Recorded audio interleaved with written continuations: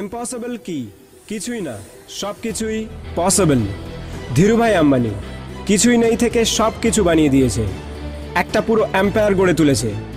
এরকম অনেক লোক আছে যাদের কাছে 4 আনাও ছিল না, কিন্তু তারা মরার আগে এম্পায়ার অর্থাৎ সাম্রাজ্য গড়ে তুলেছে, কারণ তারা জানতো যে তারা কি চায়। কিন্তু তার থেকেও বেশি ইম্পর্ট্যান্ট, তারা মেনে নিয়েছিল যে তারা এটা করতে পারবে। তো আপনি কেন পারবেন না? এটা বড় কথা না যে আপনি কোথা থেকে এসেছেন বা কোথায় থাকেন। এটাও কোনো বিষয় না যে আপনার পরিবার বড়লোক না গরিব।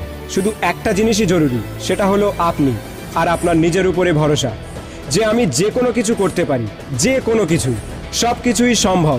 Anything is possible. যে জিনিস আপনি মন থেকে মেনে নেন সেটাই আপনার রিয়েলিটি হয়ে যায়। আমার কাছে কোনো পয়সা নেই, বিজনেস ব্যাকগ্রাউন্ড নেই, ফ্যামিলির সাপোর্ট নেই, এসব এক্সকিউজ। আমাদের লিমিট আমরা নিজেরাই বানিয়েছি আমাদের মনে। যদি আপনি মেনে নেন যে আমি এটা করতে পারবো না, তাহলে দুনিয়ার যত বড় মোটিভেটর আসুক না কেন, সে আপনার দ্বারা সেই কাজ কোনোদিনও করাতে পারবে না।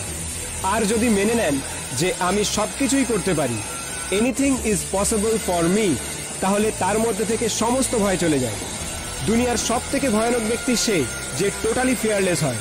সে সব কিছুই চেষ্টা করে, তার ডিকশনারিতে ফেলিওর নামের কোনো শব্দই নেই। প্রথমে বিশ্বাস করো যে সব কিছুই সম্ভব, তারপরে প্ল্যান তৈরি করো যে আমাকে কেমনভাবে এই কাজটি করতে হবে। দিনের 18 ঘন্টা দিয়ে দাও সেই প্ল্যানকে এক্সিকিউট করার জন্য। যদি ফেল করো তাহলে শেখো, পুনরায় চেষ্টা করো, হার মেনে নিও না, করতে থাকো যতক্ষণ না সাকসেস হও। সব কিছু পসিবল। আমি যে কোনো কিছু করতে পারি। Everything is possible for me, I can do anything. এই ভয় নামের বস্তুটিকে নিজের মাথা থেকে বের করে দে। তোর সাহস কি করে হয় নিজেকে বলার যে তুই এটা করতে পারবি না? যখন তোর চোখে স্বপ্ন আছে, যখন তোর মনে জোর আছে, কেন তুই পারবি না?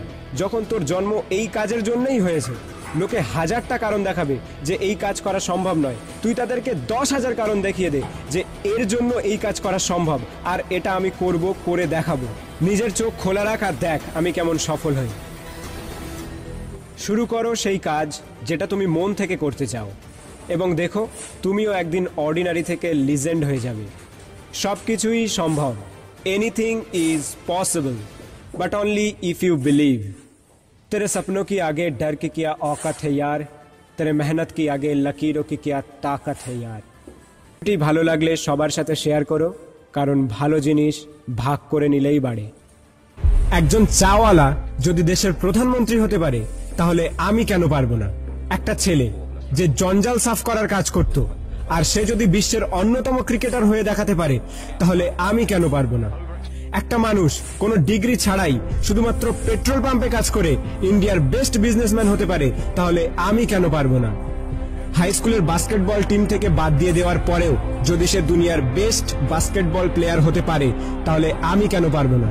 কিছু লোক কলেজ ড্রপ আউট করার পর নিজের কোম্পানিতেই কলেজের টপারদের হায়ার করতে পারে, তাহলে আমি কেন পারবো না? এক ব্যক্তি যাকে নিউজ পেপার কোম্পানি চাকরি থেকে বাদ দিয়ে দেয় কারণ তার মধ্যে নাকি ক্রিয়েটিভিটি কম ছিল, আইডিয়া কম ছিল, সেই ব্যক্তি যদি পরে মিকি মাউসের মতো ক্যারেক্টার ক্রিয়েট করতে পারে, তাহলে আমি কেন পারবো না? একটা মানুষ যার গার্লফ্রেন্ড তার সাথে ব্রেকআপ করে নেয় এবং তাকে সমস্ত সোশ্যাল সাইট থেকে ব্লক করে দেয়, কিন্তু সেই ব্যক্তি পরে দুনিয়ার সব থেকে বড় সোশ্যাল নেটওয়ার্কিং সাইট ফেসবুক বানিয়ে দিতে পারে, তাহলে আমি কেন পারবো না? এক ব্যক্তি 999 বার ফেল হওয়ার পরেও হার না মেনে 1000 বারের মাথায় বাল্ব আবিষ্কার করতে পারে, তাহলে আমি কেন পারবো না? 2 বার বিজনেসে ফেল হওয়ার পরে ডিপ্রেশনে গিয়ে পরপর 8 বার ইলেকশনে হেরে গিয়ে 9 বারের মাথায় আমেরিকার প্রেসিডেন্ট হতে পারে, তাহলে আমি কেন পারবো না? এক ব্যক্তি যাকে নিজের কোম্পানি থেকে তাড়িয়ে দেওয়ার পরেও যদি অ্যাপেলের মতো কোম্পানি গড়ে তুলতে পারে, তাহলে আমি কেন পারবো না? একটা মেয়ে যে 9 বছর বয়সে সেক্সুয়ালি অ্যাবিউজড হওয়ার পরেও, 10 বছর বয়সে প্রেগনেন্ট হওয়ার পরেও, লোকাল টিভি শো থেকে বের করে দেওয়ার পরেও অস্কার জিততে পারে এবং কোটি কোটি টাকা ইনকাম করতে পারে, তাহলে আমি কেন পারবো না? একটা জবলেস মেয়ে সে যদি ওয়ার্ল্ডের one of the best scientist হতে পারে, তাহলে আমি কেন পারবো না?